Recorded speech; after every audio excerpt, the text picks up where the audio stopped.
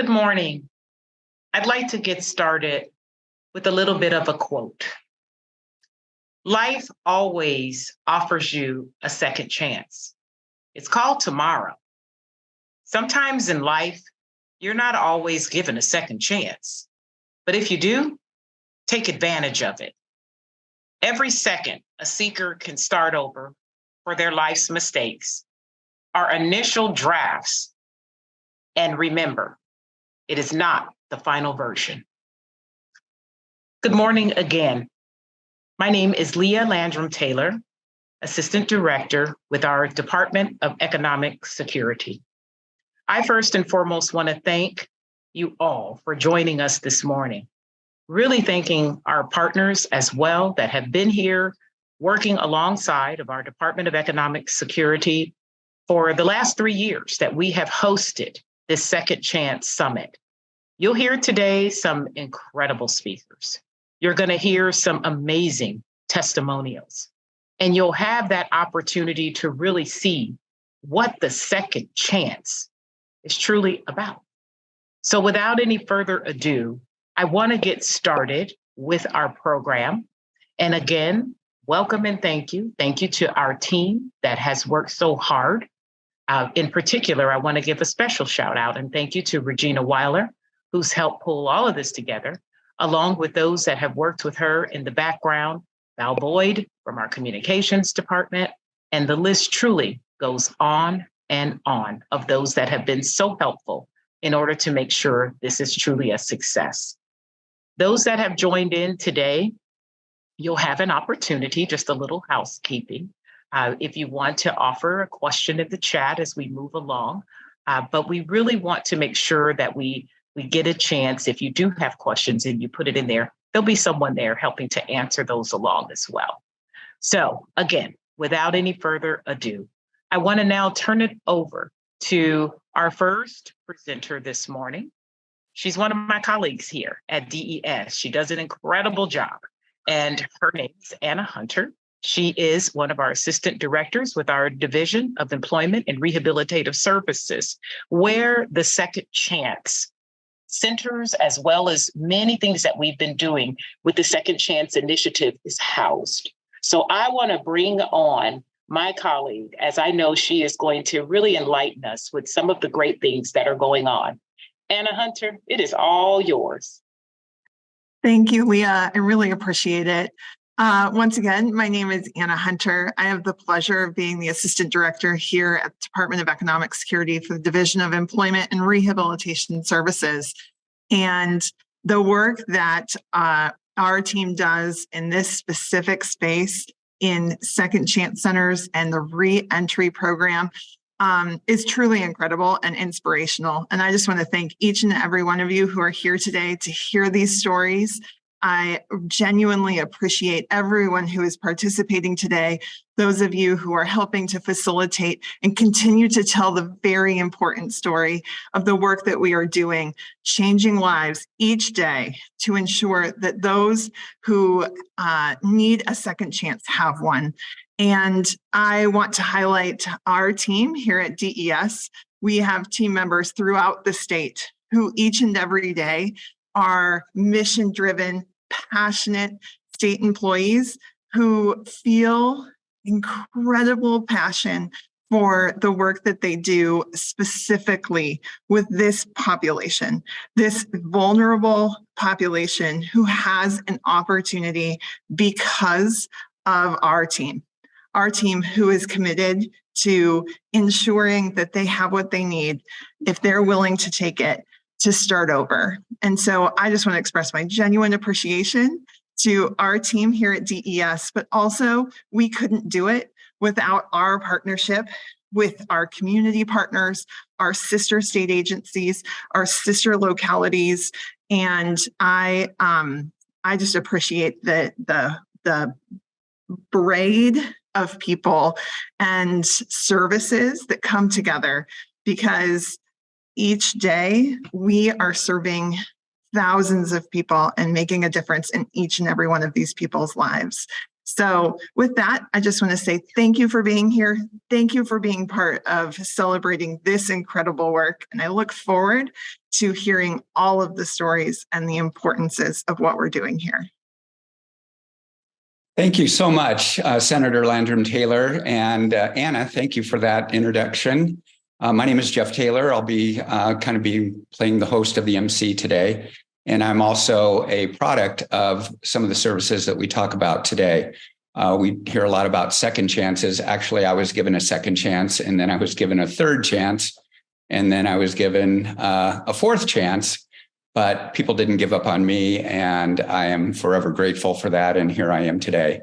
A little bit of housekeeping. Please use the Q&A button to submit questions throughout today's event. They'll be gathered for use during our panel. We're going to have an exciting panel coming up, and we'll also have some really inspiring videos. And if those questions don't get answered here, there'll be a follow-up after today's summit. So why are we here today? Well, we're here to share success stories of others and to be inspired by really our community partners.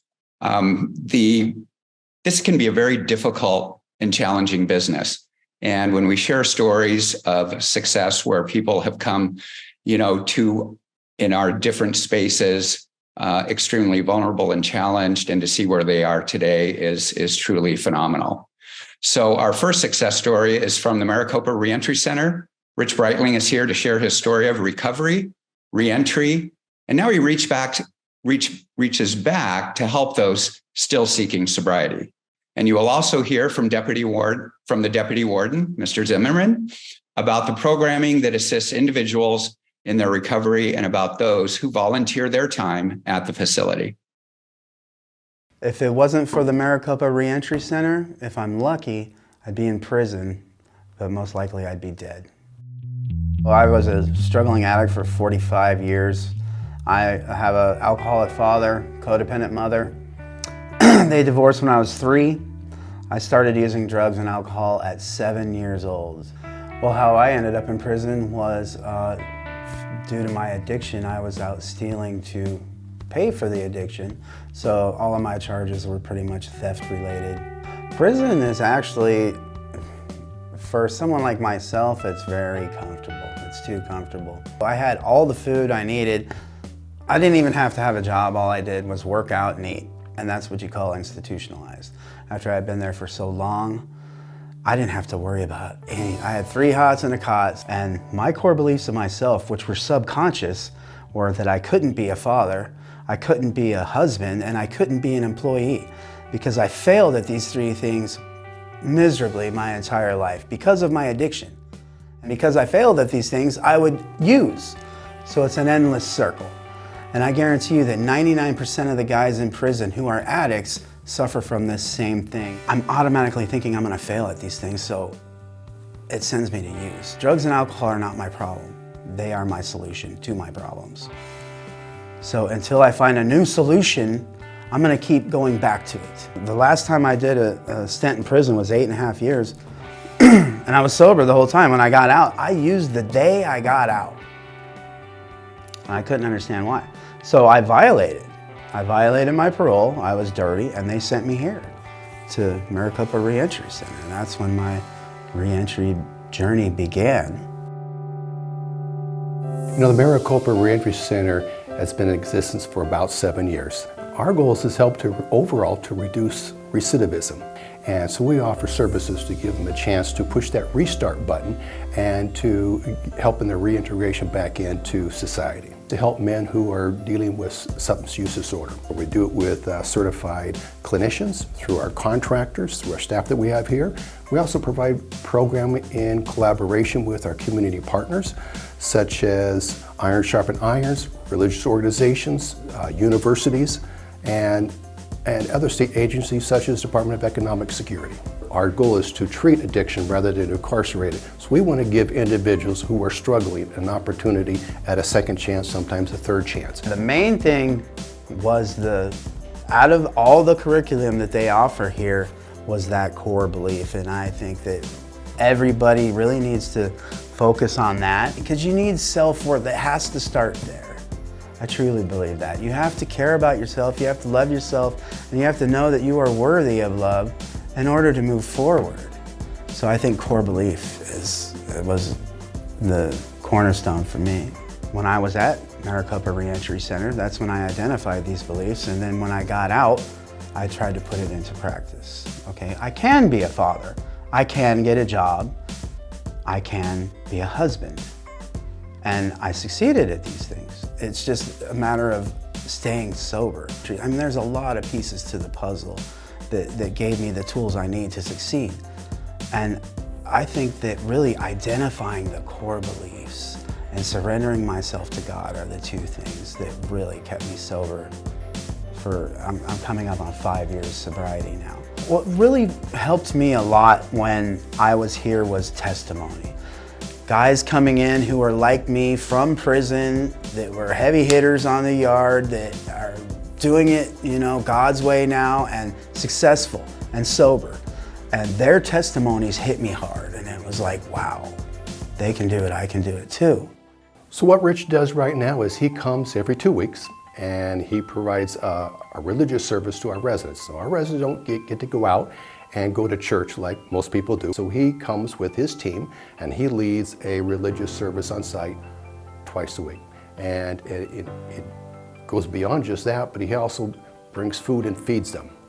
And so he fills their stomach with good food, and then he brings his faith and nourishes the soul. Iron sharpens iron. The pastor of my church will cook for 40 guys every Tuesday to feed these guys and show them, through prayer, meditation. So it's a little bit kind of like a hybrid of Alcoholics Anonymous, the Bible, and just testimony. It's important for him, I believe, in giving back, because that's how he lives his faith and he lives his life, whether it's by a faith-based organization or by helping others in sobriety. But here he does both of those based on the population that he serves. 99% of the individuals who come to prison get out, and they go back to their communities, to their homes, to their neighborhoods from which they came. That means they're coming back to society. And if we don't provide the services and the help that they need to do it successfully, the odds are they won't be successful and they can come back through and recycle again. We don't want that. An important part of the Maricopa Reentry Center is to truly offer a therapeutic community where residents, men, can get the help that they need.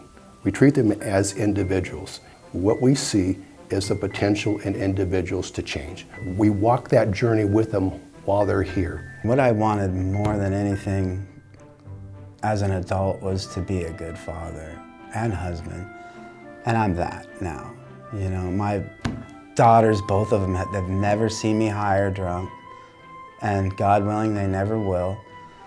I'm very proud of my business. My wife is a recovering addict as well. She runs her own business, and I sparked her up into doing that, and we're just, we're not hugely successful. Our bills are paid, and I have time to do God's work.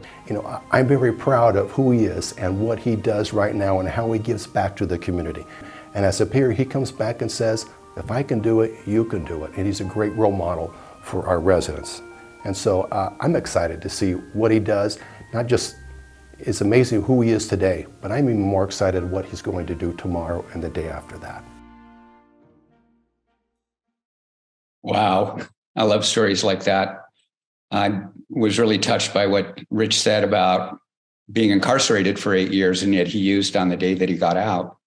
And that really is a reminder how patient addiction can be. And Deputy Warden Zimmerman, I'm going to steal that line that we're not going to incarcerate addiction, but to treat it. So thank you both very much for the partnership with the Arizona at Work and the DES reentry team. Their success stories are built on collaboration and partnerships. So moving on to our next speaker, and DES success story is Tina O'Neill. And let's take a look at her story. I think it was in 2021, and then see what's happened to her since and where she is in life today. My name is Tina O'Neill, and I am a PSE 2. I have been in Arizona for about 3 years now. and I've been at DBME, and April 18th will be my year. When I moved to Arizona and started living with my sister Regina Weiler, of course, and she got me started with a small group at the Dream Center and gave me a safe place to live so that I could learn how to be a family member and start making friends here. And then she kept me posted on jobs. I was too afraid to apply at DES because I had no skills. So I took a computer course, a Microsoft 365 course, and learned computers. And then I applied for the job and I got the job. On October 10th of 2012, I went to jail for the last time. I came from a very traumatic childhood, which bled over into went on for my adult years until I had created such a prison for myself that I didn't know how to get out of it. So on October 10th, 2012, I went to jail for the last time, and I also hit my knees and I accepted Jesus Christ as my Lord and Savior. And that's when my uphill journey began. I did 14 months in a recovery center. I did 2 years of community control, and I finished my probation. After that, I just worked and just did the best I could in Florida. Then I got an invite to move out here, and it really changed my life. I got my driver's license. It was $15,000 fine to pay. So I worked and saved my money. I worked 2 jobs and saved my money and got my driver's license back. When I got here, my sister Regina, she introduced me to a small group at the Dream Center, and I started making friends. And like I said, I started learning how to be a good family member because I'd never known how to do that because I was always so high or drunk that I had lost those skills, when I was younger, or maybe never had them. I'm not sure. So living with her and her husband and her family, I was afforded the opportunity to go back to school, learn computers so that I could have a desk job, because I worked at Mayo for 2 years and I decided I am 54 and I cannot be doing this manual labor anymore. It's hard. It's a hard job. It's a custodian janitorial work. So instead of complaining about it, I just said, I got to do something about it. So like I said, I took the computer classes, and then Regina kept me apprised on the jobs that were open, and I just was scared. I was like, I only have 8.5 fingers. I got in a car wreck and lost a couple fingers, so I can't type fast, and my computer skills are not great. So she goes, apply anyway. Don't let that stop you. So I did.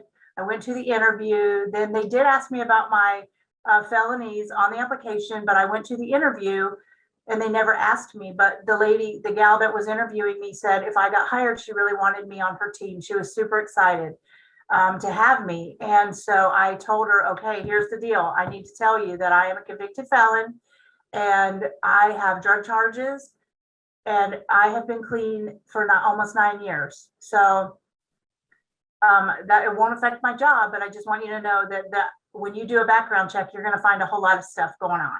And it was like a month later, and then they called me, or they sent me an email and told me that they were offering me the job. I couldn't believe it. I was like, oh, thank you, Jesus. This is amazing. So amazing.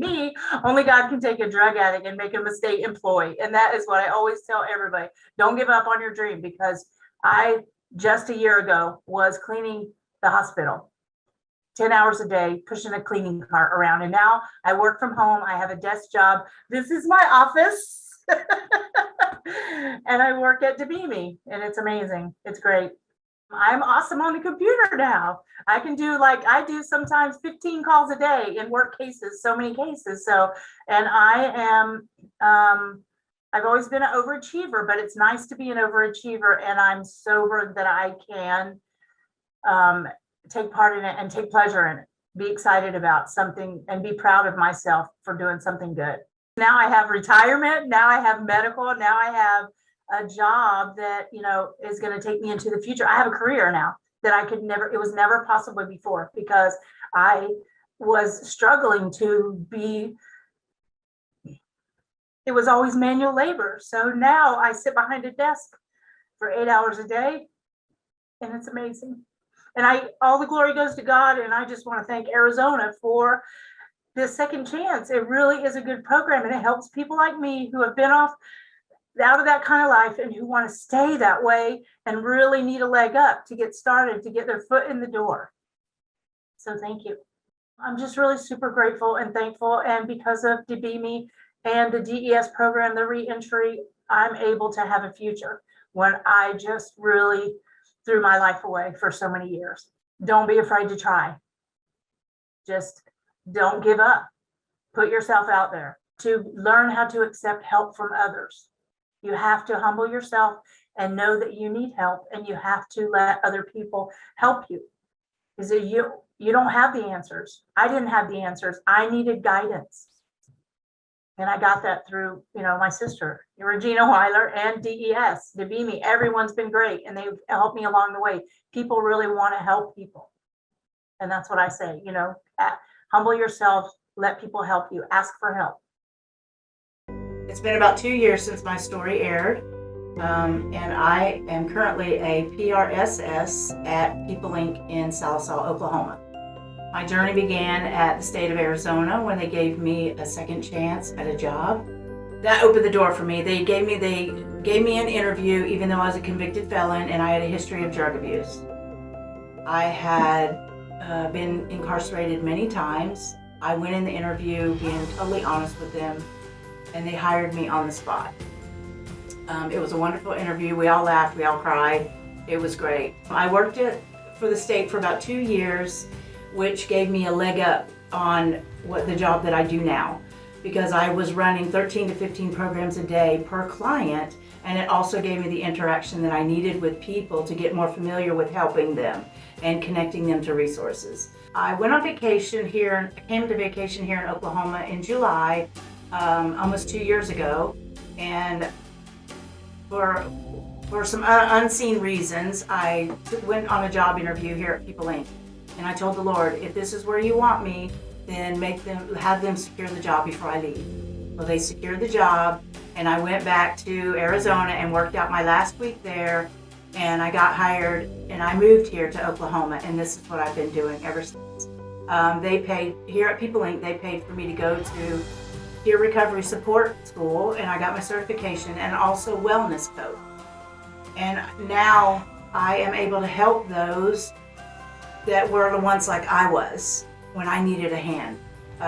We are not micromanaged, so People Inc. gives us the freedom to counsel these people in areas that we excel in and the things that we have experience with, our lived experience in jail and fines and resources and whatever it is that they need, we do our best to help them. And that's what I do here. I love my job.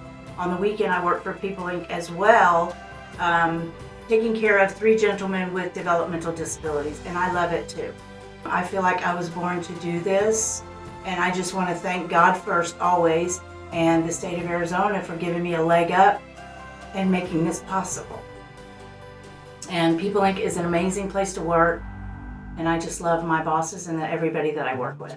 My lived experience actually qualifies me for this job because our clients need compassion. When I was out there in drug addiction, I was hopeless and I was living in darkness, and I had done so many things and was dealing with so many issues from my past that I didn't know how anybody could help me or how they could love me. And so when our clients come in, they need the judgment removed and they need compassion.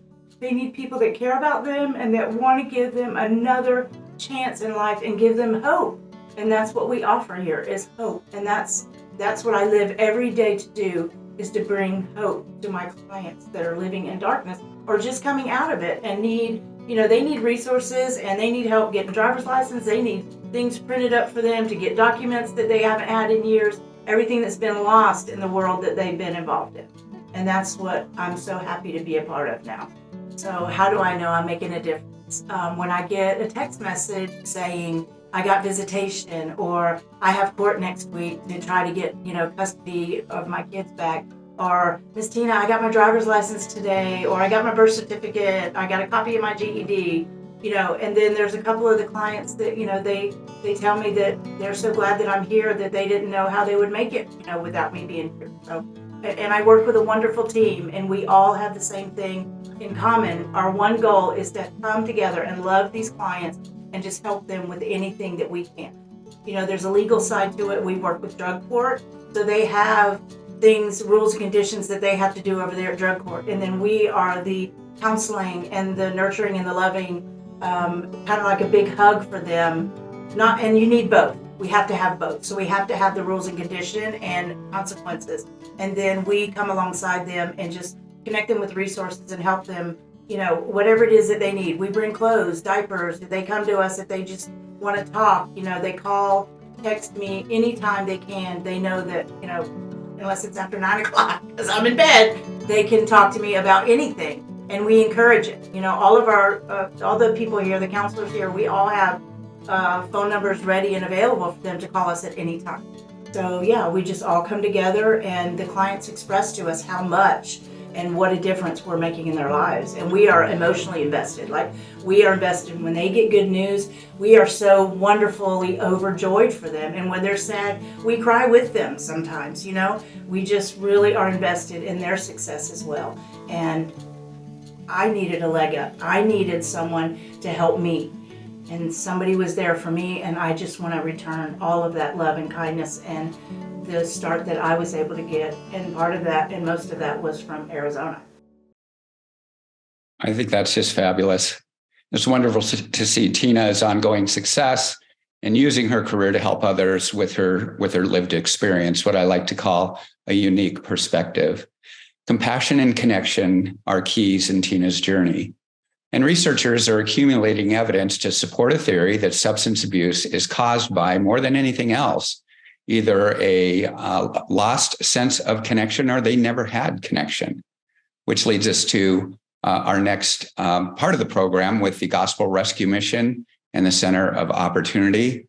We're making success possible for those who have recently been released back into their communities. And here is a success story that was provided by Lisa Chastain and her team. So we'll see the video of the success story, and then I will introduce Lisa, who is our keynote speaker today. My life in addiction was miserable. I actually tried to commit suicide, and the paramedics came to pick me up, and I kicked one of the paramedics. And if you use your head or your feet, it's an aggravated assault. The Gospel Rescue Mission has helped me get my children back. They've helped me overcome drug addiction.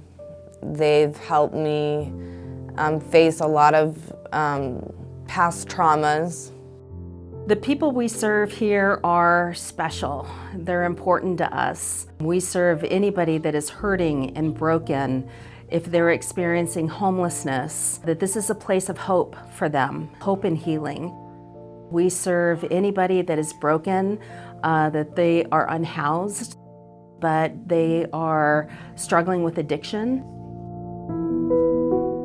Gospel Rescue Mission has always welcomed those that are incarcerated straight from jail or prison. We've had advocates go to the actual court hearings and advocate on their behalf.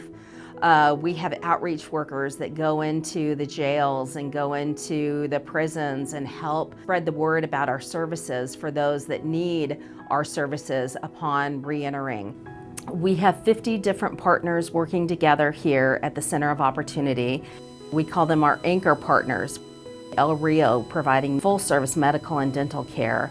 We have Department of Economic Security here that has a full-time staff here Monday through Friday.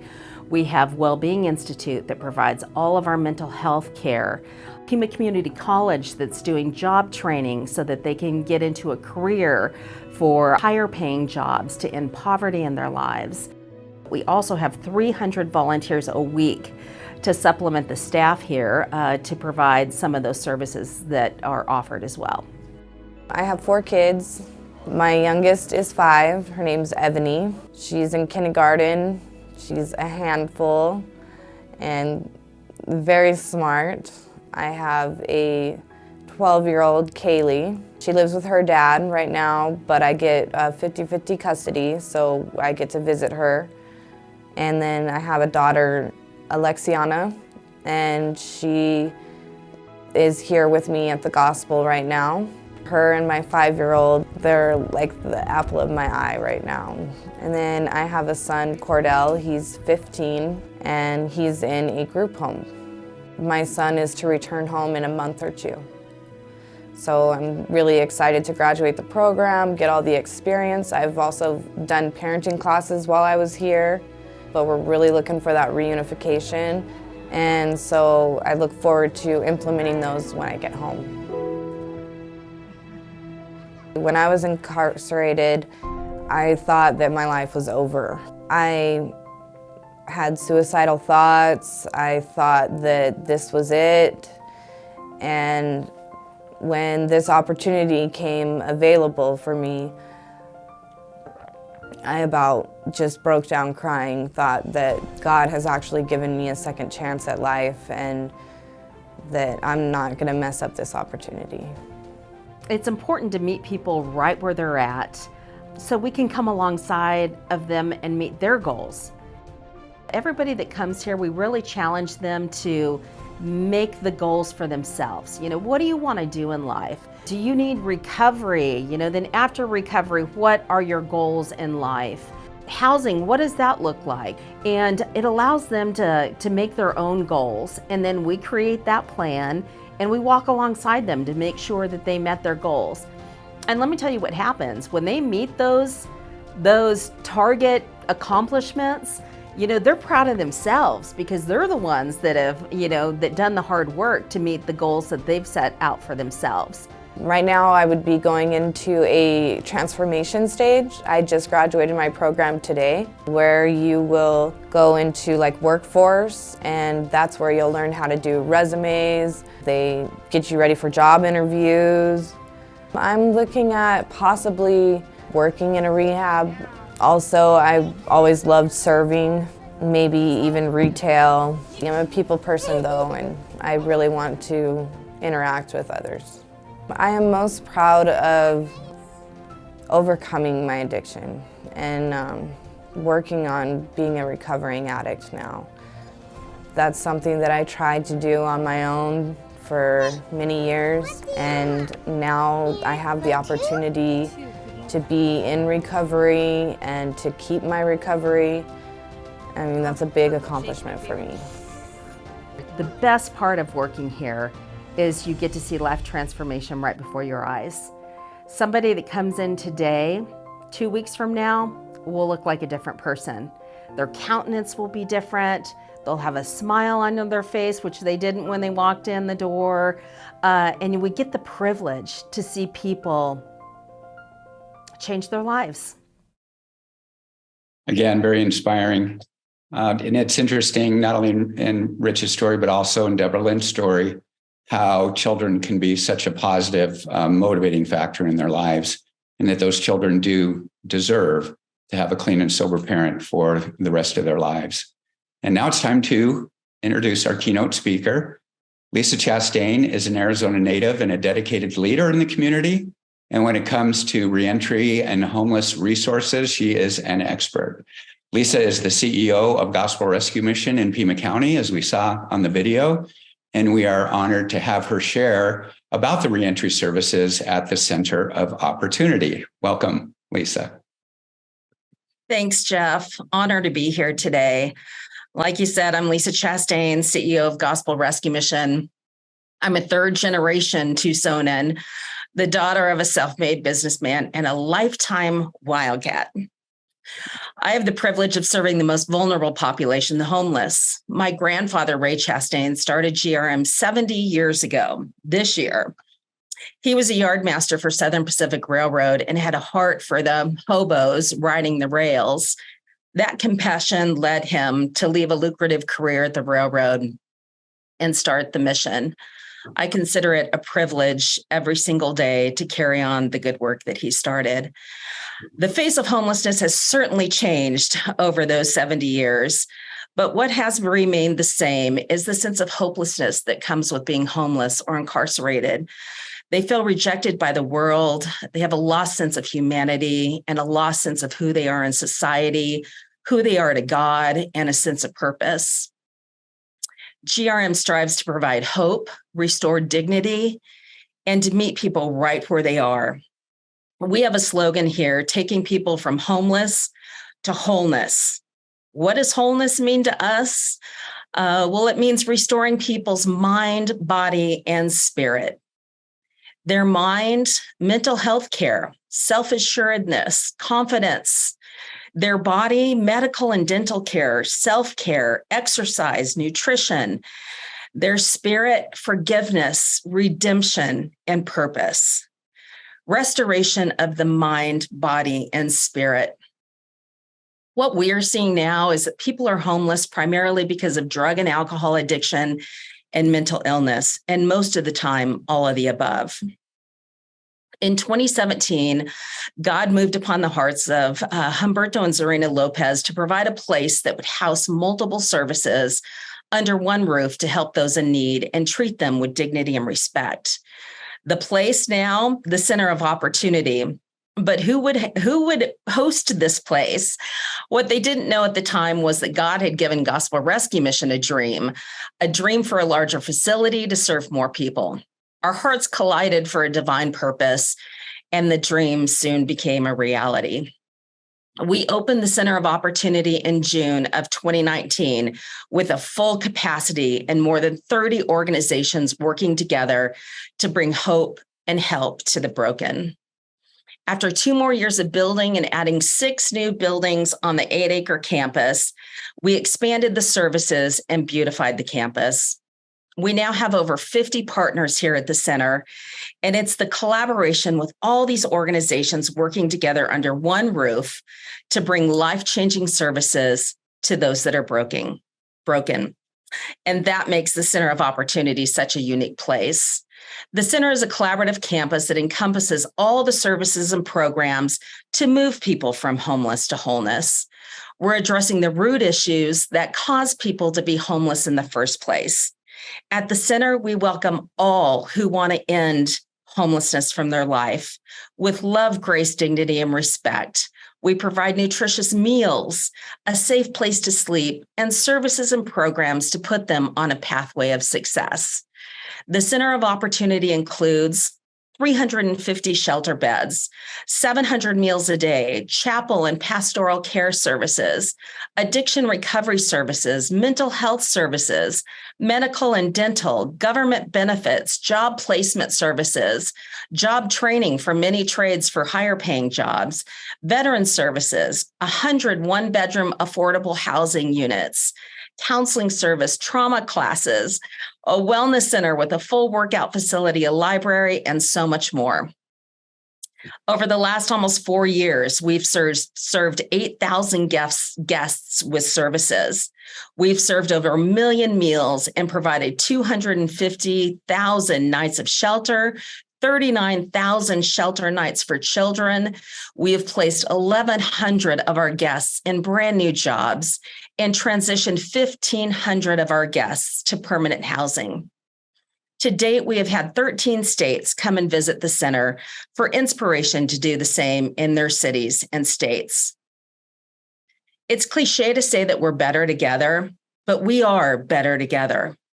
The crisis of homelessness is messy, and it will take all of us providing different solutions, working together to see people's lives transformed. The center is a collaborative effort. One of our first partners we sought after to bring medical and dental services was El Rio Health. El Rio is one of the most innovative, highly regarded nonprofit health centers in the United States. We're blessed to have them here at the center to provide full service medical and dental. Also, in the beginning stages, we began discussions with DES. 90% of the people we serve are on government benefits or in need of benefits. So it was important for them to have an office here to meet the needs of our guests. DES also assists us with workforce development. And Tim Tucker and his team and the Arizona at Work team has been a blessing from the very beginning. We also knew from the planning stages that the center, in order to end the cycle of poverty, we were going to have to provide job training for trades that would offer higher paying jobs. After 2 years of searching for the right partner, we're excited that Pima Community College was added to the list of outstanding service providers, providing certification for careers in IT, culinary, CDL driver's license, construction trade jobs, and logistics. As you saw, Wellbeing Institute partners together with us to provide behavioral health care. They have 2 full-time clinicians on property to help with counseling, trauma classes, and individual trauma treatment. GRM individually case manages each guest we serve. People are not formulaic. We need a customized plan for all who comes in. We bring them in the first week and give them educational assessments, mental health evaluations, medical and dental exams. Then we meet with them and discuss their goals. What is it that you want to achieve? We come alongside the guest to help them accomplish the goals that they have set for themselves. Even though each guest is individually case managed, the length of stay typically falls in 3 buckets. People come in for emergency shelter. They need a break from the elements. They want to come in and get a shower and have a safe place to sleep and have meals. They can stay a maximum of 7 days. But it's our job as caseworkers to build relationships around them while they're here, and to really build that trust so they can trust us to get the real help that they really need. People come in seeking jobs or housing that are typically here 3 to 6 months. So if they're seeking employment, it's not just us finding them a job. Certainly we do that, but after they have a job, then they save enough money to actually successfully move out on their own and have enough money for their first and last rent, enough money for them to be on a pathway of success. The other thing that Gospel Rescue Mission does for those that are transitioning into housing is that we collect in-kind contributions from the community and inventory them in and give them absolutely out for free to low-income families.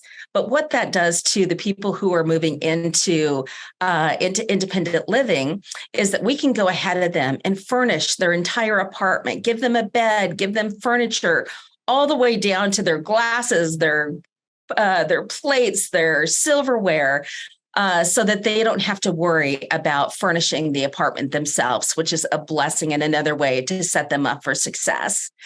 The other reason that people are typically here is for addiction recovery. Gospel Rescue Mission has a faith-based addiction recovery program. It's not for the faint of heart. You know, we have found that people have experienced 30, 60, 90-day programs that have not worked for them. And so our addiction recovery program is a 12-month-long program. So we walk through them their journey of recovery, deal with the root issues of what that looks like, give them the tools for success, surround them from community, not only within Gospel Rescue Mission in the Center of Opportunity, but connecting them with outside community so that they are successful when they leave. So that is Gospel Rescue Mission. We are here to serve all of those that are in need. I thank you so much to Regina and your team. Regina is a dear friend of mine. I thank you for inviting me. I thank you for supporting us, and thank you for all your hard work to make this event possible. Lisa, thank you for really treating people like the human beings that they are, and believing in them, as it was told to me early on that a similar program said, we're going to believe in you until you can learn to believe in yourself. And that was very key. And I'll never forget that. So next in we're going to transition now. The next portion of the agenda is focused around justice-involved youth and resources that can have a huge impact on their well-being and reentry successes. Youth recidivism among youth returning to their communities after release is accomplished through collaboration. And I think we heard a lot of that from Lisa and all the organizations that they collaborate with. These partnerships and programs being highlighted next assist in promoting positive youth outcomes and increase public safety overall.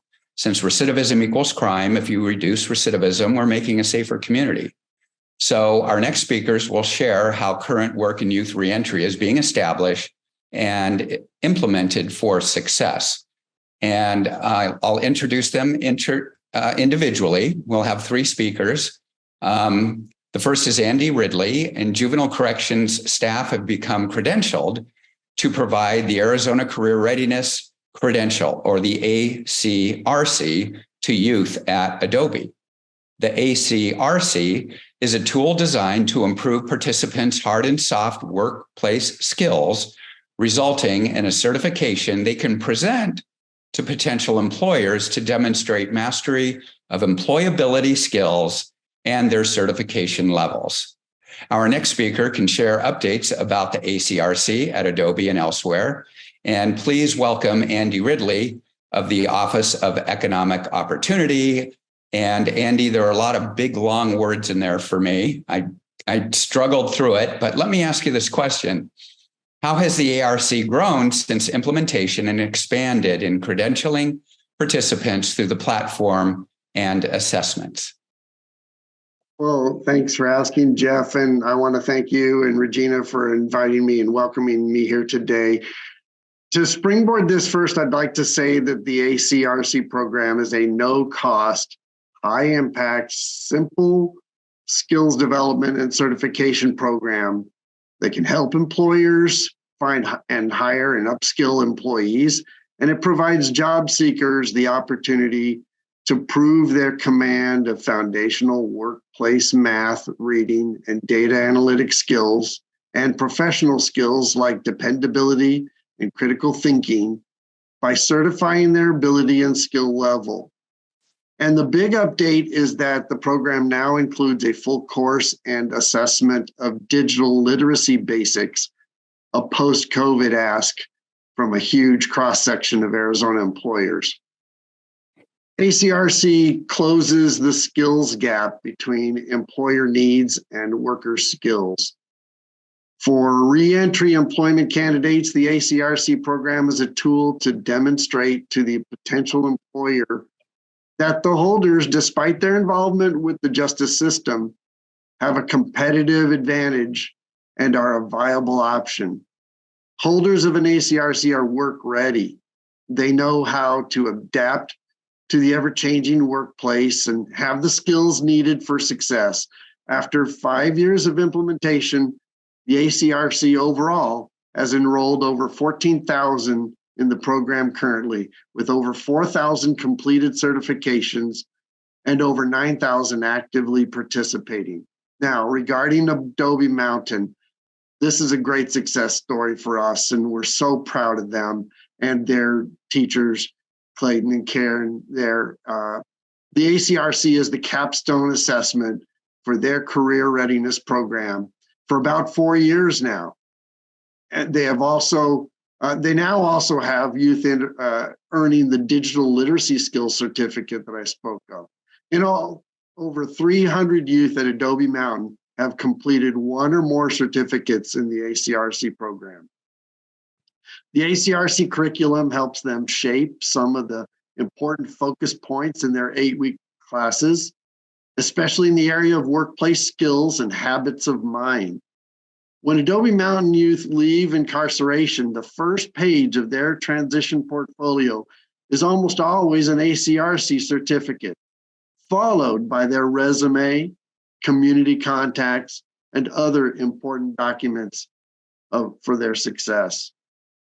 At the program level, we have piloted the ACRC for incarcerated adults at Red Rock with great success. And our vendor has developed the technology to download the program onto a server, overcoming a past tech issue of needing live internet to make it work.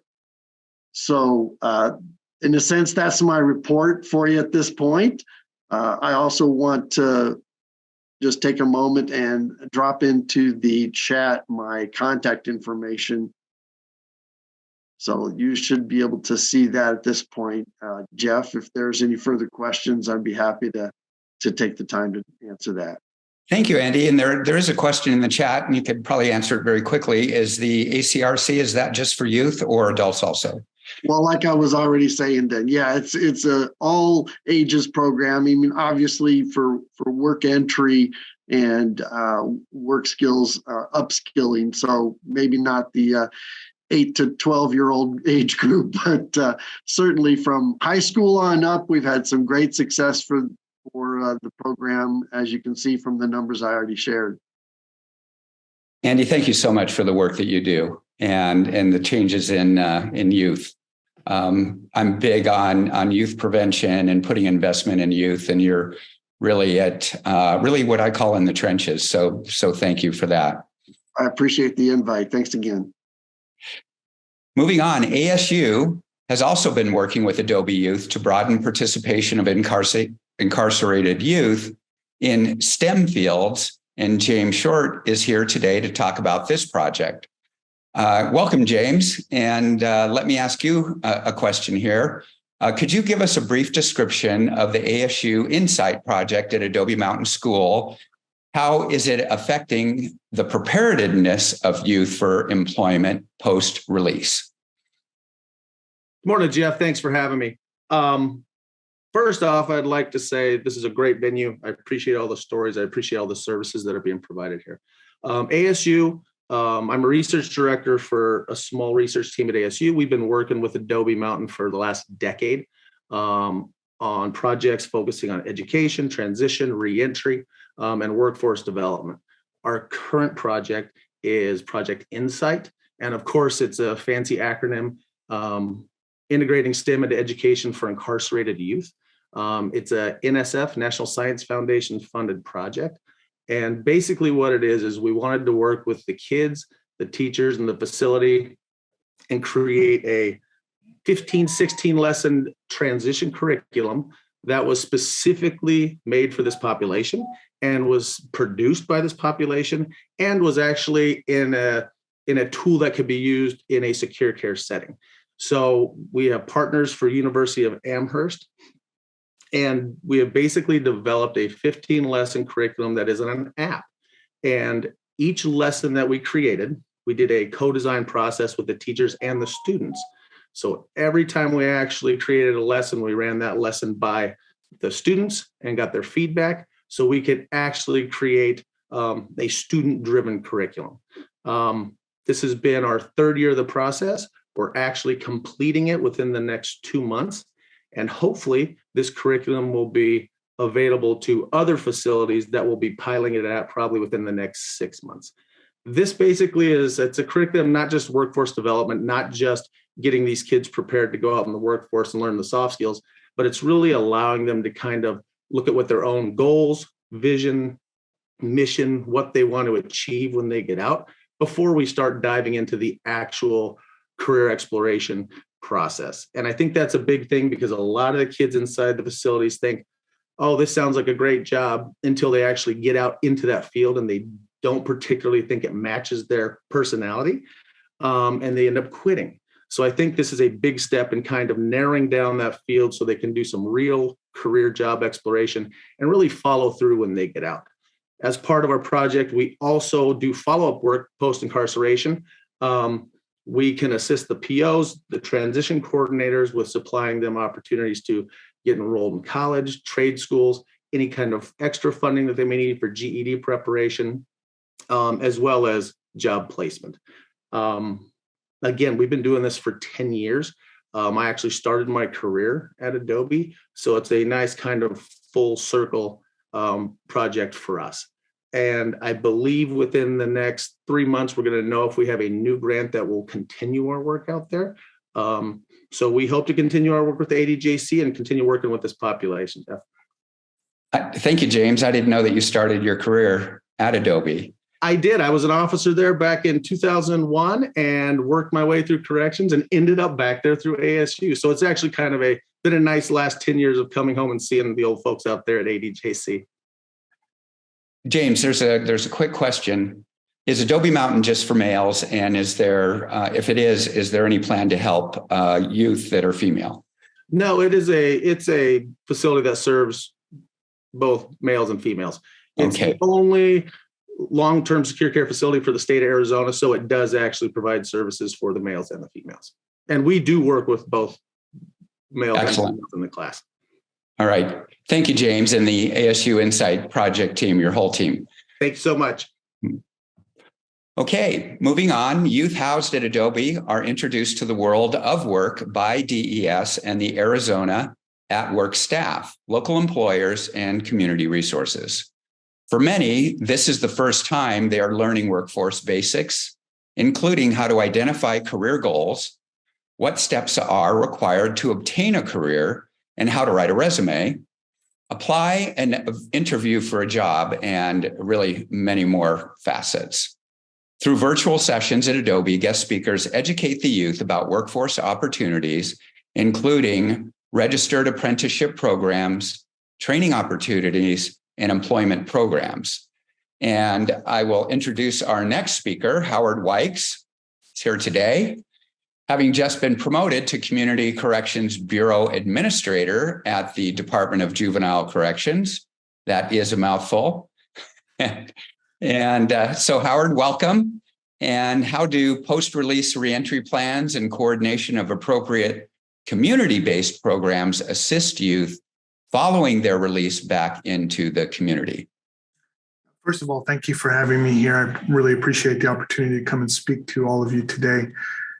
Reentry planning is essential. Our data indicates that we have about 36 days post-release. If we haven't gotten these young men and women engaged in services, employment, education, continuing counseling services, within 36 days, then they're going to end up returning back to the facility. So that planning is essential. And that's the reason we start transition planning day one. The day the youth arrive at Adobe, we assign a parole officer and a youth transition specialist to them that day. They will meet with that youth and then the family within the first 2 to 4 weeks. And then they're going to continue to develop a relationship and rapport with both the youth and the family. We've been talking about collaborative efforts all morning. Well, for us, part of the collaboration is just the family unit itself, the youth and the guardians in preparation for reentry back into the home. It includes a lot of planning around education and employment and follow-up services. And so we try to really establish that rapport from the beginning and develop it all the way through. Our average length of stay at Adobe is like 8.4 months. So we have a little bit of time, but we don't want to wait till the end. We really finalize that transitional planning right at the end, the last 45 days of the stay. By then, we should know that what everybody's going to do, where everybody's going to go, and they should know it as well. I do want to just point out the collaboration that we've had with the ACRC and ASU and the STEM program. One of the key factors that I think that is really important that I've seen come out of both of these is these kids are now not talking about just getting a job, but they're developing a mindset of careers and what they want to do beyond just what the program calls their first job post Adobe and then their career. And that's an exciting thing for us to look at as 16, 17, 18-year-old youth thinking well in advance to what their career is going to look like. So let me share one quick story, if you don't mind, Jeff, a success story. We had a young girl recently released in January. She had heard about the class. She hadn't had an opportunity to take it, but was very, very intrigued by it. So on her own, she was able to make arrangements to participate in the class through Dr. Hall and Ms. Lorson that James mentioned earlier, and got some accreditations, got some of those soft skills that she needs. James can tell you that he does a lot of the interview prepping so that they have an opportunity to learn what an interview is really like. For a lot of these kids, they've never been to an interview. So she got all that, got the ability to do all that, completed the retail work certification. When she was released, we talk about second chances and second opportunities. Her mom had moved. They now reside in Texas. So that was kind of a first step in that second opportunity. She went out, she applied for a job at a local cafe restaurant, and she was able to secure a position as a hostess and cashier because of her experiences through the ACRC and the STEM programming that both Andy and James talked about. So it really is a benefit to us. You know, for years, all these kids thought about when it came to employment was fast food. It's the only place that I can get hired. And now their mindset is completely changing. They're looking into the future. They're looking at what opportunities they may have for these careers rather than just a job. Howard, that's in my opinion, which from experience is we can do a great job while individuals are incarcerated. And you can mitigate that if you don't have that connection in the community and to have that support in the community, because you come out with the same challenges and barriers, and helping individuals navigate that is oftentimes the road, the fork in the road in which way they go at that point. So thank you so much, Howard, for absolutely doing. Okay, now we're going to move on to our panel. And we have some great panelists today. Each of them have been so gracious to take time out of their really busy schedules to celebrate and commemorate Second Chance Month. So research on the effectiveness of various in-prison and community-based intervention programs has begun to show which approaches reduce recidivism and public safety is increased and improve the lives of the formerly incarcerated and also their families. Our panel would enlighten us about some of these community-based resources and programs. And first up, we're going to have Deputy Warden John Zimmerman. John, it's great to see you. And if you could just take a moment and just kind of reintroduce yourself. I know you were on the video earlier. Incidentally, great fashion statement on the video. You're looking sharp out there. And just introduce yourself, and then I'll have a question for you. Well, again, my name is John Zimmerman, and I'm the Deputy Warden of the Maricopa Reentry Center. And so what we do here is we help men dealing with substance use disorder and try to get them the treatment and help they need in a short amount of time while they're on parole. So thank you, Director Taylor, for allowing me the opportunity. And I want to say I appreciate Department of Economic Security tenured partnership with our agency, because I believe that together we can do more. Excellent. And how does substance abuse disorder treatment affect the success of those returning to the community, as well as and really focusing on long-term, because it's just not, how does somebody do, 6 or 9 months down the road, but long-term, and how do you facilitate that success? It's a great question. When our residents arrive at our facility, we often ask the question, when did your use start when dealing with drugs? And it's not unusual to hear stories that say, I began smoking marijuana when I was 10, snorting lines of cocaine at 12, and shooting heroin at 14. I don't know about others, but when I was 10 and 12, I spent my time playing with friends and riding a bicycle. For some, the people that we deal with, their use began with adverse effects and childhood trauma at an early age that wasn't dealt with and didn't receive the help that they need. So when someone enters our correctional system, we look at different factors, such as, was a crime committed while they were under the influence, or did they commit a crime to support their drug habit? So the data shows that there's a clear correlation between substance use disorder and the judicial system. And so when an individual is released from prison, our goal is to immediately get them the help they need from day one. We don't have the pleasure and the gift of time. So for individuals coming back into society, we want to get them connected with treatment, whether it be a treatment or substance use programming. Either we do it internally through our contractors.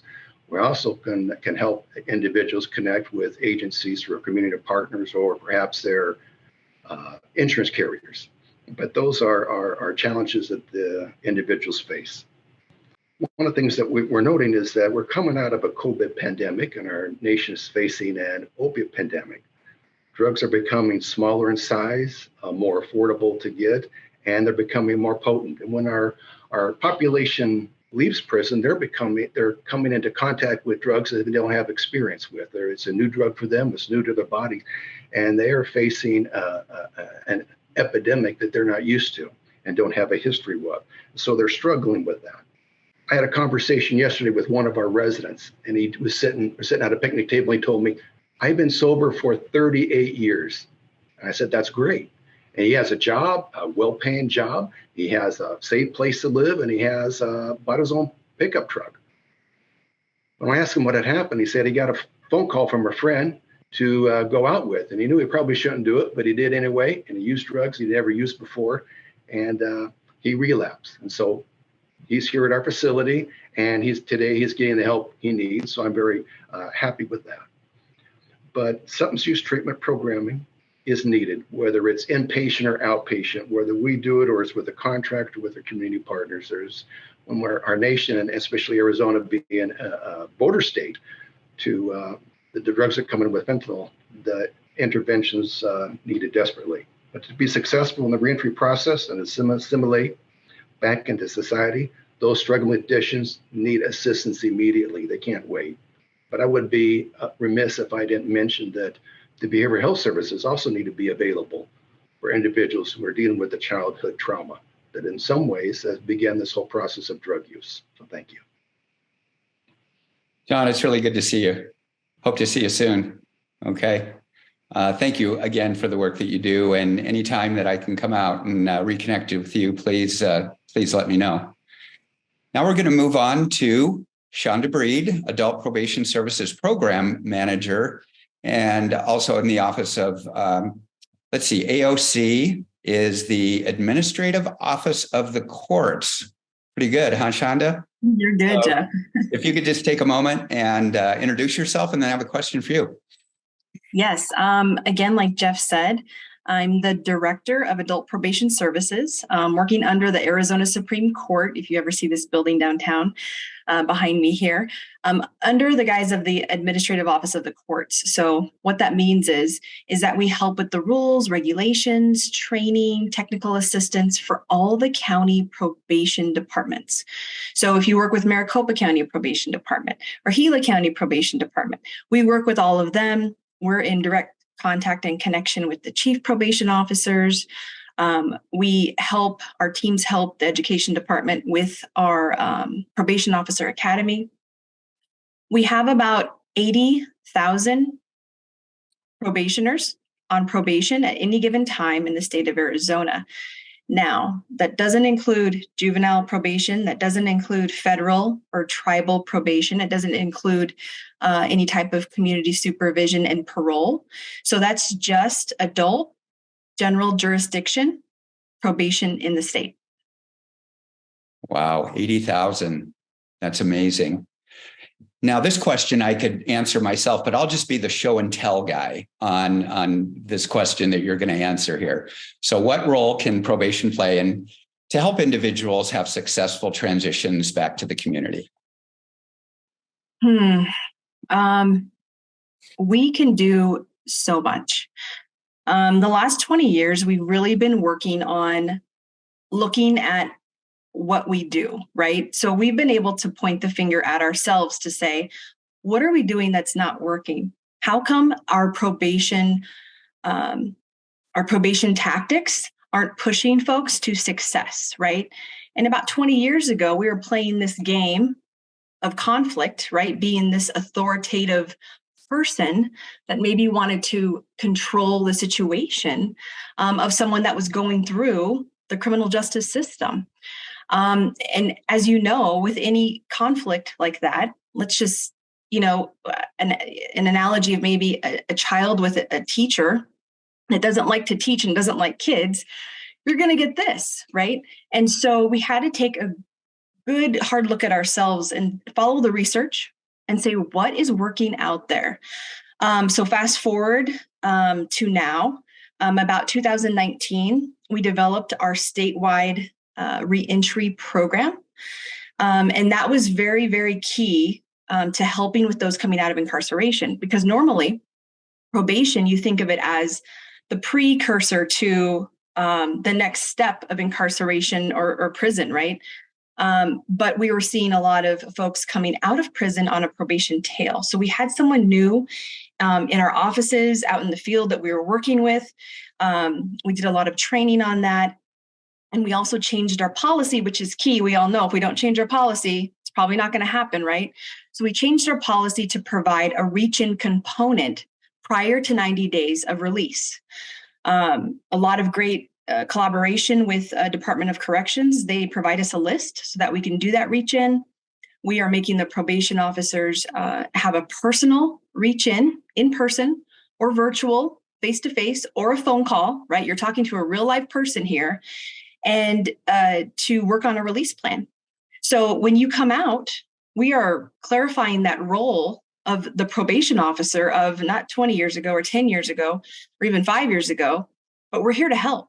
And so what that is doing, it's driving down the recidivism rates and the absconder rates when someone is transitioning from incarceration into the community, right? Also, we have empowered the probation staff to work with these folks about 6 months after release, okay?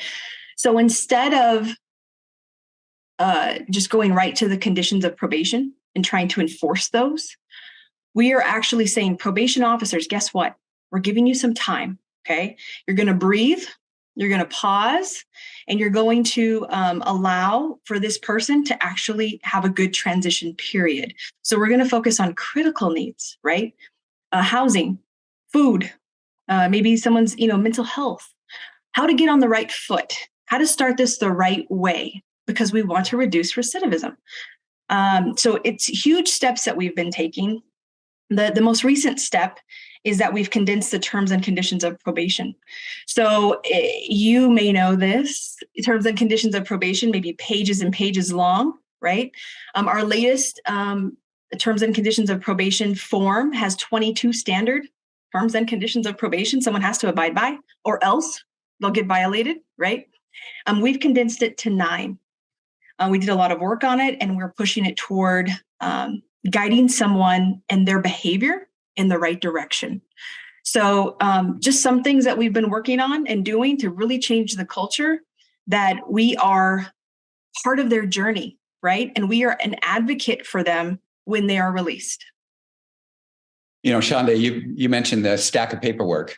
So I remember 1995, just getting out of jail that day, and my intensive probation officer met me at the treatment center, and I had to fill out that stack of paperwork.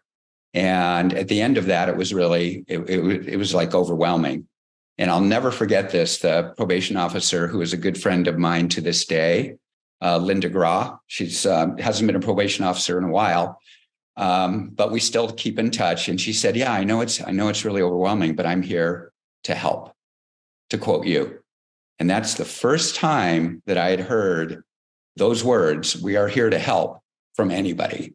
And that was one of the major reasons why I'm here today. So thank you for all the good work that you do. I know it's difficult, but you keep up the good fight. Okay. Thank you, Jeff. Thank you. All right. All right, moving on. Our next panelist is Jerome Parker from First Christian Church. And Jerome, if you could just spend a moment to introduce yourself and what you're doing at First Christian, which I have witnessed myself. Haven't seen you in a while. Jerome, good to see you today. Good to see you too, Jeff. Thank you all for your attendance. Thank you, Regina, for the invite, and the whole team at DES and what you guys are doing. So my name is Jerome Parker. I serve as a community pastor at First Christian Church. And in a nutshell, my job and responsibility is to ensure that our church is relevant in the community. And so if our church magically ceased to exist for any reason, if the neighborhood would not miss us, then I'm not doing my job well. So it looks a lot of different ways, a lot of different days, but I'm excited about what I get to do and serving people. And you also have a real heart for the homeless, which is, issue that is, we have many justice involved individuals that are homeless, and how your church has opened the door to this population has been phenomenal. Could you share a brief success story that you've witnessed at the church? Absolutely. As you mentioned, Jeff, we're heavily entrenched in serving the unsheltered population or people experiencing homelessness for whatever reason. It's been such an amazing journey We have people that we go to on the street. We talk about Jesus, we talk about life, we talk about sports, we just humanize them. And some of these individuals have just gravitated to that love and shown up at church on Sunday mornings, shown up for work projects, and just responding really well to love. So that's been great. And one of the success stories that really comes to mind in terms of the work that we do as a church in the incarceration space is a great friend of mine who has since passed away. But his name was Kevin Buchanan, and he did a stretch of about 25 years. And I used to always tell him that no one would ever know that he spent 2 minutes inside of a prison unless he told them. I used to tell him that he was the fourth Hebrew boy, because the Bible says that they didn't even smell like smoke after they were in the furnace. And there's no, the typical stereotypical things that we associate with people that have been incarcerated. You would just never know. He has such a big heart for people. And his life, even though it was cut short, he maximized every minute, every second, every iota of his life was poured out to serving people, whether that was people in the church, whether that was people outside of the church. Kevin would go to Teen Challenge and speak and do chapel there. He had several mentees. He and I used to talk, and we would have our iron sharpening iron sessions. He started several of his own businesses, and he was just a remarkable man.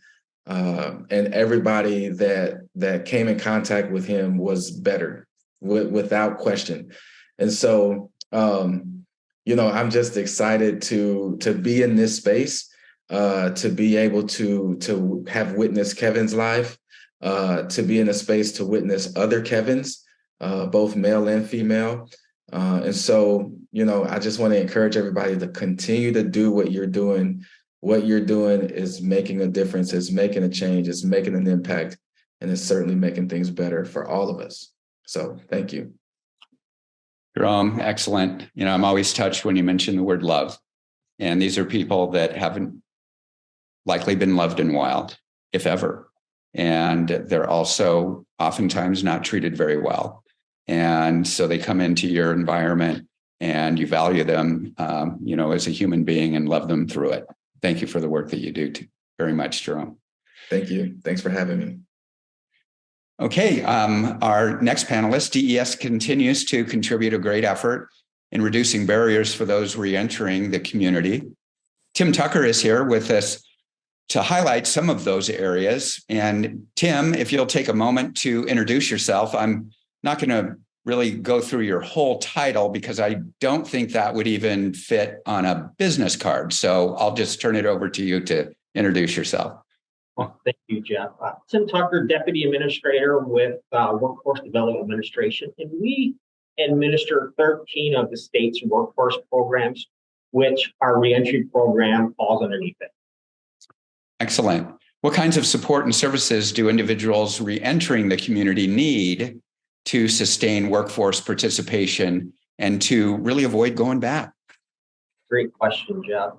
Individuals reentering our communities have a lot of challenges to overcome. That is why it's important that they have a solid support system and all the resources available to them. Obtaining and retaining employment is a key factor in the success of returning citizens. Employment on its own is not the end all be all.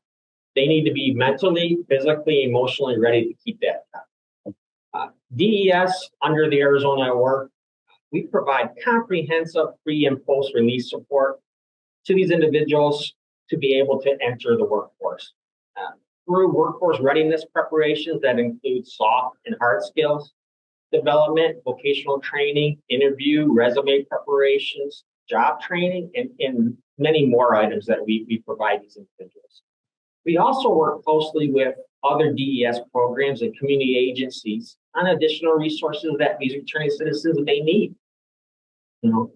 When we're looking at our DES reentry program, I think it's important for us to really take a step back and look at it.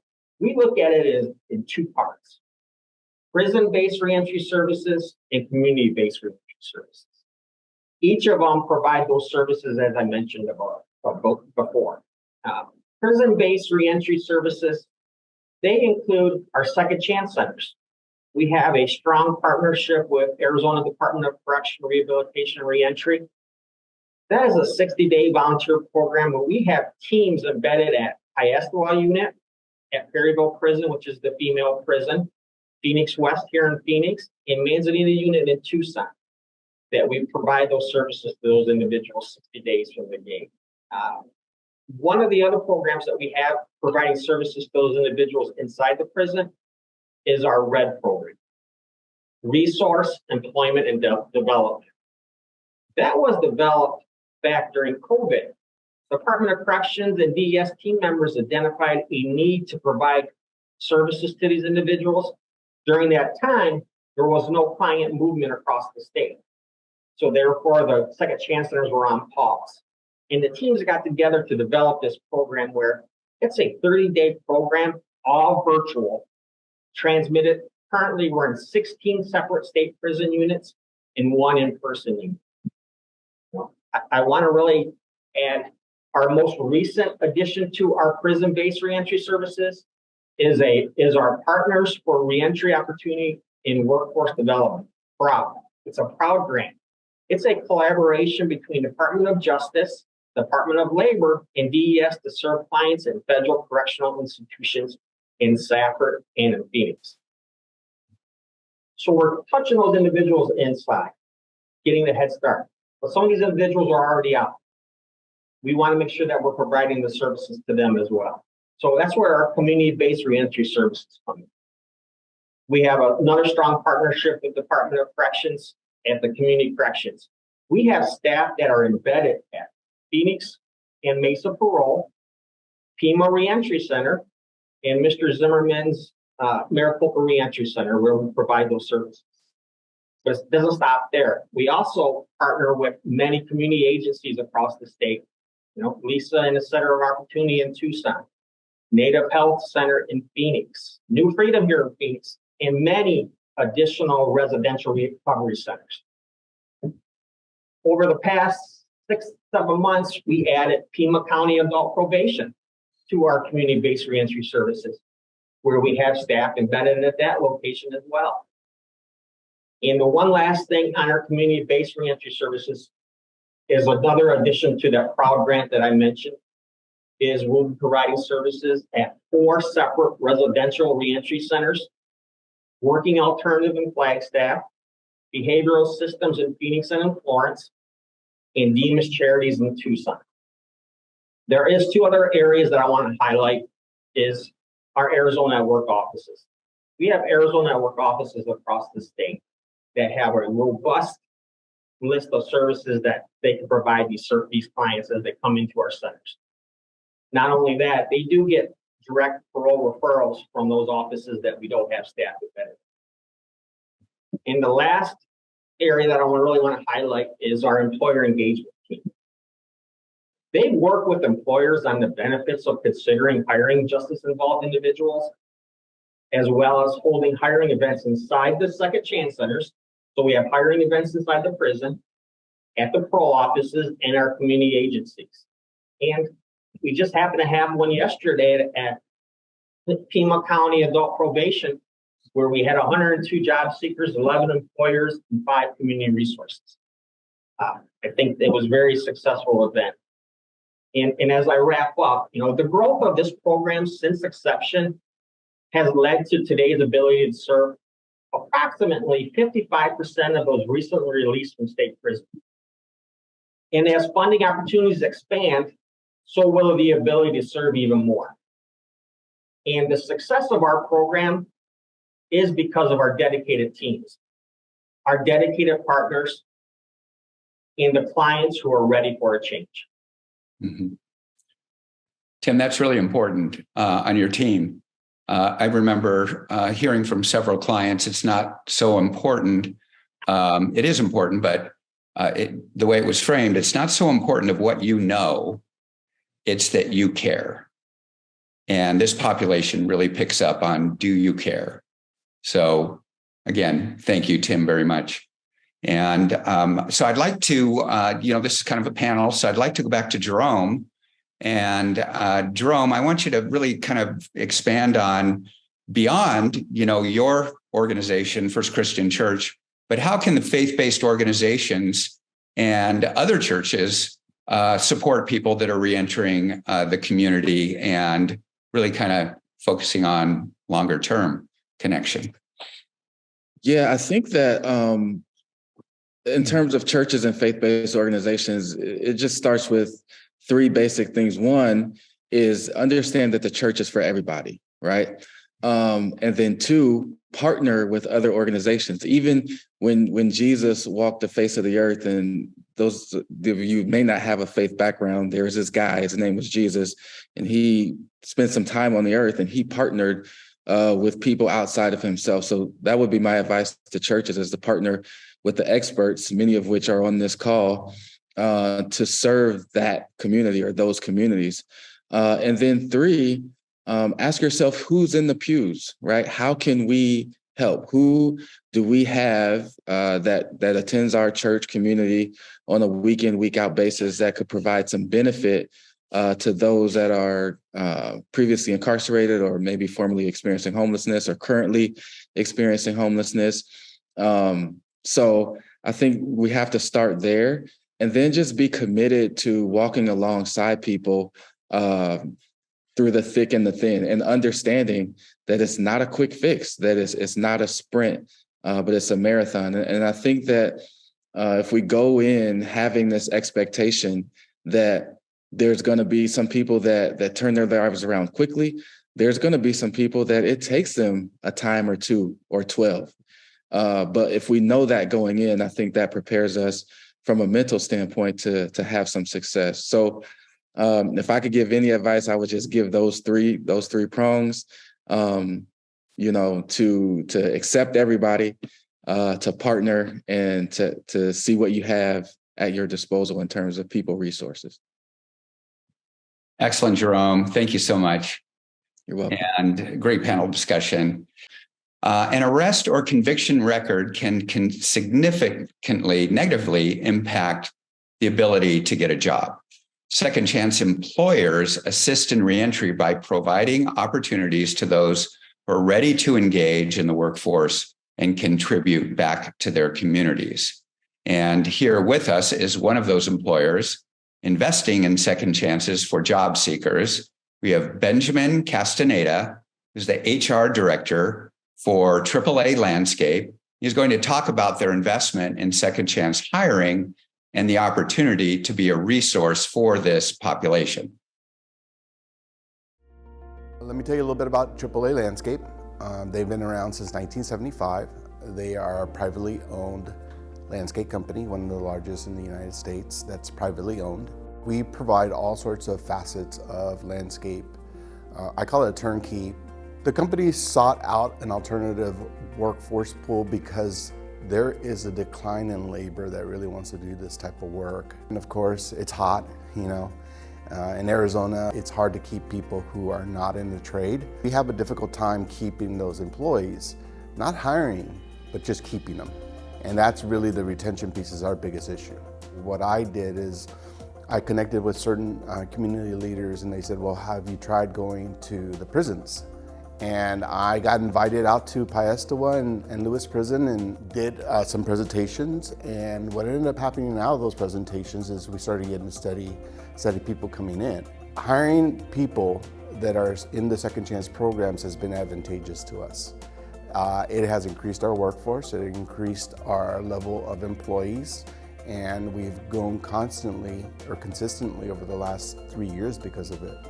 We've taken some unusual steps to help our second chance employees be successful in their career. We've recently hired an employee life resource coordinator in Christian Bajorkas, and his sole job is in the HR department, but it is to find assistance for people, not only for second chance people, but for any person that comes to us and says, I need help. I'm currently the Employee Life Resource Coordinator. We work hand in hand with the HR department. And my job is basically to make sure that our employees have what they need to succeed in life. Not just in their employment and not just here on the grounds or wherever they are currently working at. My job is to make sure to connect them to the right resources so that they could succeed in life. We recently had an employee who had a prison background. Very difficult for him to get housing, and him and his wife, they have a child. They were looking for daycare as well. And you know, we were able to connect with different organizations, different resources that we had available. Then we finally were able to get a place that we're able to help them find a place, find daycare, and to make sure that he wouldn't have to worry about his child, didn't have to worry about his family having a place to stay. They were able to find everything in a timely manner and also just be able to get back to work and do what he loves best. Adding of Christian's position to the company is fairly new. We took a great leap of faith, management and ownership, as I approached them about our need to do this. They committed financial resources for the position, and of course financial resources to assist people. A lot of companies aren't willing to do that just because, you know, there's no ROI in theory helping somebody else with their barrier. We see it as an opportunity for our employees to grow. This company was founded on beliefs that we should provide assistance to everybody, and therefore it was incumbent on us to be able to help our employees be successful by giving them every tool necessary. Our motto is we beautify the world, and I don't think that's just landscaping and construction. I don't think beautifying the world is limited to that, but also to be able to give someone else a chance to beautify the world as well, not just through their employment, but in their life. So we look forward to many more Arizona employers engaging in the employment of the formerly incarcerated. I find that people that are doing well, that are staying on the beam of recovery, that they're very loyal employees and they're very grateful. We have heard some really inspiring stories today of success and information about how the community really plays a key role in that. And as an attendee of the summit, you'll receive a list of reentry resources discussed today, and keep an eye out for that in your email. And I believe that we now have a graduation video that we'll move to, and then final thoughts.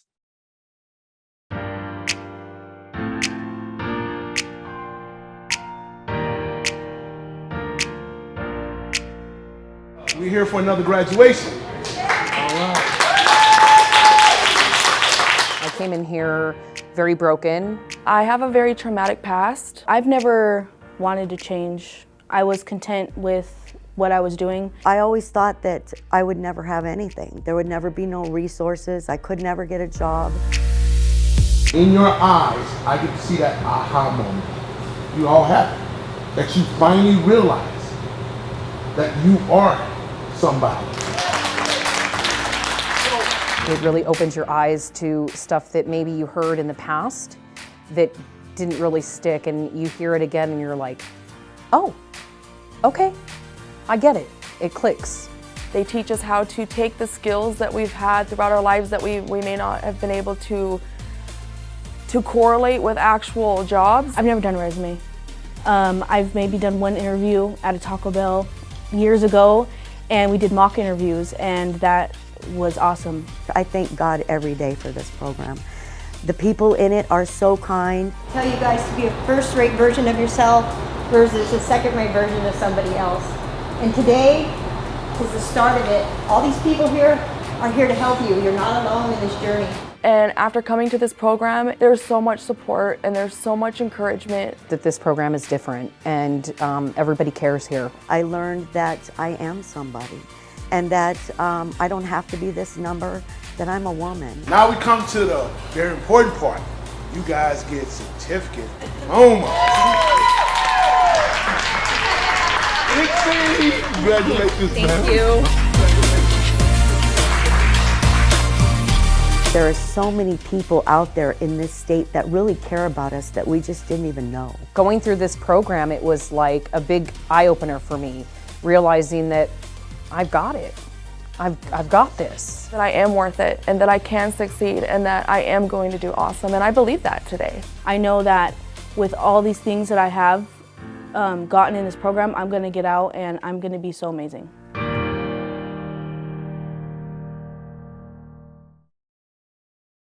Okay, great.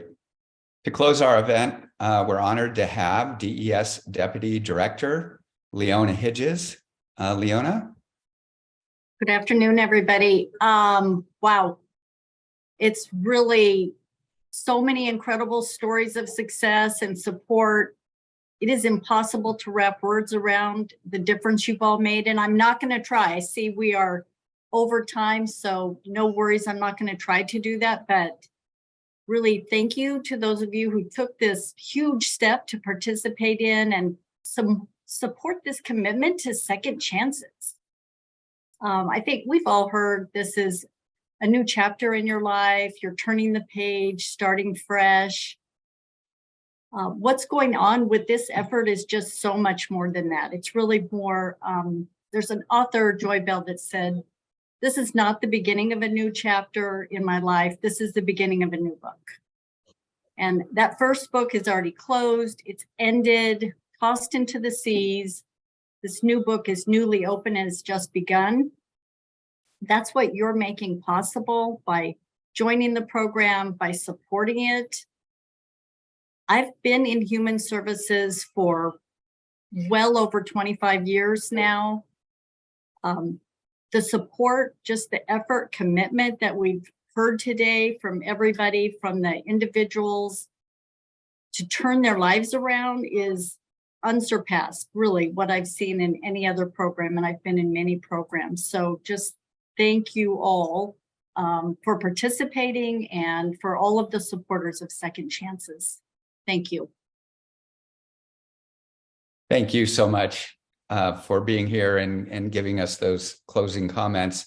It's always good to hear from your colleagues on how well you're doing and does your work matter. And I certainly appreciate that. And I'd like to really thank everybody today that participated on this celebration. And we'd also like to thank the team that provided great support for this DES event. There's a lot of video shot, a lot of interviews, a lot of organizations, and there are a lot of people behind the scenes that we'd like to thank, like Val Boyd and the DES video production team, the Office of Community Engagement, the DERS reentry team, and my friend and colleague, Kathy Burr, at the Office of Legislative Services, and a special thanks to the event planner, Regina Weiler, that made us all look good today. And again, thank you for joining us and really celebrating all of the successes. Your work matters.